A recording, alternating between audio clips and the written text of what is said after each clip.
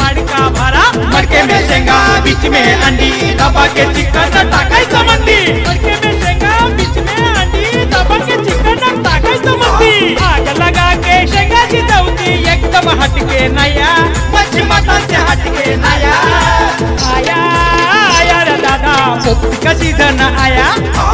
आया आया रे दादा पोपटी का सीजन आया आया आया रे दादा पोपटी का सीजन